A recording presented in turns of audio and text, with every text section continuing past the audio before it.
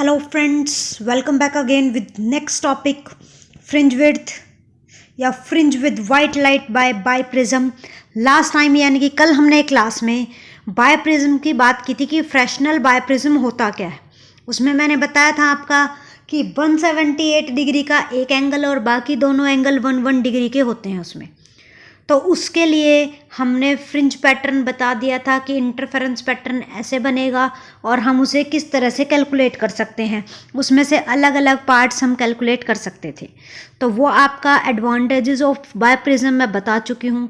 तो अगर हम यही एक्सपेरिमेंट मोनोक्रोमेटिक की बजाय वाइट लाइट से रिप्लेस करते हैं, जैसा कि एक क्वेश्चन एक स्टूडेंट ने कमेंट्स में डाला था लाइव क्लास में कि भाई अगर वाइट लाइट से रिप्लेस हो जाएगा तो किस तरह का पैटर्न दिखेगा, तो उसी की बात कर रहे हैं हम बाय प्रिज्म में। तो वो कलरफुल पैटर्न किस तरह से दिखेगा, कहाँ पर क्या होगा, उसी की बात करेंगे।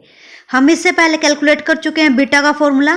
तो beta is equal to lambda capital D यानी कि distance between screen and slits and divided by small D है डिस्टेंस बिटवीन स्लिट्स, वो हमें डिफाइंड है। तो ये हम बता चुके हैं। और बाय प्रिज्म से रिफ्रैक्टिव या रिफ्रैक्शन के प्रोसेस से जब दो कोहेरेंट सोर्सेज की वजह से बाय प्रिज्म इंट्रोड्यूस किया जाता है उससे अगर हम फ्रिंज ऑब्टेन करते हैं तो ब्राइट और डार्क दो तरह की मिलती हैं।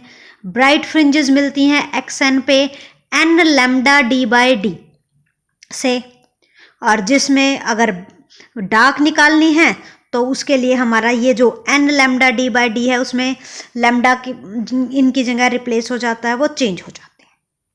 तो उसमें हमारा ये 2n+1 लैम्डा बाय 2 से रिप्लेस हो जाएगा। तो वो हमारा नेक्स्ट स्टेप है। तो अगर ब्राइट फ्रिंज के लिए ही बात करें तो ब्राइट फ्रिंज के लिए हमारा एक्सएन की value N lambda D by D है, जिसमें डी इज इक्वल टू हमें पता है 2x into mu minus 1 into alpha. ये कहाँ से आया? एंगल ऑफ डेविएशन से। हमें पता है फ्रैक्शनल बाय प्रिज्म में एंगल ऑफ डेविएशन है, और जब भी प्रिज्म से अगर हम रिफ्रैक्शन करते हैं तो डेल्टा या डेविएशन वाला एंगल जो है वो होता है म्यू माइनस 1 इंटू ए या। तो इसी के अकॉर्डिंग जो अल्फा है वो रिप्लेस करके यहाँ से आता है डी बाय 2 से, तो वो वहाँ से आया है। लास्ट क्लास में मैंने ये डिस्कस किया था। तो एक्स एन की वैल्यू हम चेंज कर रहे हैं पुट करके। तो nth फ्रिंज के लिए निकालें तो वो n आ जाएगी, और अगर उसमें ब्लू और रेड लाइट के लिए देखेंगे तो अगर b लिख देंगे तो वो ब्लू लाइट के लिए हो जाएगी, और लैम्डा r लिख देंगे तो वो रेड लाइट के लिए हो जाएगी। तो अब बात करते हैं हम फ्रिंजेस के ऑर्डर की। तो फर्स्ट ऑर्डर होता है जीरोथ ऑर्डर यानी कि central fringe. At the centre सारी फ्रिंजेस की वेवलेंथ सेम नहीं होगी, but n is equal to 0 है, तो सारी बाद में कंसाइड करके उसी पॉइंट पे आ जाएंगी। तो इसीलिए सेंट्रल फ्रिंज जो होगा उसकी विजिबिलिटी फ्रैक्शनल बाय प्रिज्म में वाइट ही रहती है, लेकिन लायोड मिरर में वो ब्लैक हो जाएगी। हम अभी लायोड मिरर नहीं कर रहे, इसीलिए फ्रैक्शनल बाय प्रिज्म है तो सिर्फ बात करेंगे। तो जो सेंट्रल फ्रिंज है वो वाइट हो जाए, क्यों? क्योंकि सारे के सारे कलर वहीं पे मर्ज करते हुए दिखाई देंगे। तो सारे कलर मर्ज करेंगे तो वाइट लाइट वाइट में ही दिखेगी। अगर हम फर्स्ट ऑर्डर पे शिफ्ट करेंगे तो डिफरेंट कलर पैटर्न दिखेगा। कहाँ पर कौन सा कलर मिलेगा उसकी बात करते हैं। फर्स्ट अगर इनर पार्ट पे देखेंगे वाइट लाइट के पास तो वो वायलेट दिखेगा सभी में। विबग्योर होता है ना, तो वायलेट से शुरू होकर रेडिश तक आउटर एज पे रेडिश मिलेगा। तो ये पैटर्न हमें शो होगा। लेकिन हमें इसमें ब्राइट और डार्क फ्रिंजेस क्यों नहीं दिख रही? क्योंकि वेवलेंथ अलग अलग है। जहां पर उसका डार्क पार्ट आना था वहां पर दूसरे की वेवलेंथ आ जाती है, तो इसीलिए वो कलर पैटर्न शो होगा। ठीक है, तो that's why colored pattern is shown for the white light and central fringe is white. अगर हमें मोनोक्रोमेटिक सोर्स के लिए सेंट्रल फ्रिंज की लोकेशन निकालनी है तो उसके लिए कंडीशन है लोकेशन ऑफ सेंट्रल फ्रिंज के लिए कि डिफिकल्ट टू लोकेट। वैसे हमें अगर हम बात करेंगे मोनोक्रोमेटिक सोर्स लगा दिया, बहुत ज़्यादा पैटर्न है, सब इक्वल उसके मिलेंगे ब्राइट एंड डार्क, तो हम उसे नहीं बता सकते। इसीलिए हम उसमें से ये कह देते हैं कि सेंट्रल फ्रिंज नहीं पता कर सकते। तो अगर हम पहले उसको वाइट लाइट से रिप्लेस कर दें पहले वाइट लाइट रखें इसको, वाइट लाइट को हम बाद में रिप्लेस कर दें, तो जहाँ पर सेंट्रल था वहाँ पर अगर हम अपना एरो फिक्स कर देंगे तो हम बता सकते हैं कि यहाँ पर सेंट्रल फ्रिंज बन रही है मोनोक्रोमेटिक सोर्स ऑफ लाइट की। और अगर सेम इंटरफेरेंस पैटर्न के लिए जो हम ए बी पाथ फॉलोड है उसमें कोई ट्रांसपेरेंट थिन शीट इंट्रोड्यूस कराएंगे या कोई मटेरियल की ट्रांसपेरेंट मटेरियल की शीट लगा देंगे तो उसकी वजह से क्या इफेक्ट होता है ये और आज हम करने जा रहे हैं। तो determination of thickness of sheet निकालनी हो तो वो भी यहीं से आ जाएगी। तो उसके लिए हमने जो ए बी वाला पार्ट है, ए दो पार्ट हो गए हमारे, सॉरी फॉर दैट, तो हमारे पास दो हैं। तो बीपी वाले में हमने नहीं कराए, एपी वाले में हमने कोई शीट थिकनेस टी की बीच में लगा दी। तो हमें पता है बीपी माइनस एपी निकालते हैं हम, तो वो किसके इक्वल था, वो हमारी पाथ डिफरेंस, एक तरह से बीपी माइनस एपी निकाल रहे थे। तो अगर हम पाथ डिफरेंस की बात ना करें तो हम अगर बात करते हैं बी से पी तक जाने के लिए भी उस लाइट को उतना ही टाइम लगा और ए से पी तक भी,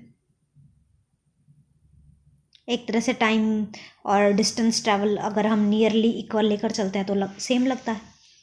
तो distance to speed ratio is equal to time, बात है ना, distance to speed is equal to time. तो बीपी बाय स्पीड सी नोट अगर लेकर चलें तो वो किसके होनी चाहिए थी, ए से पी तक जाने में जितना टाइम लगेगा वो डिस्टेंस है ए से पी और उसकी स्पीड जो होगी उसको डिवाइड करेंगे।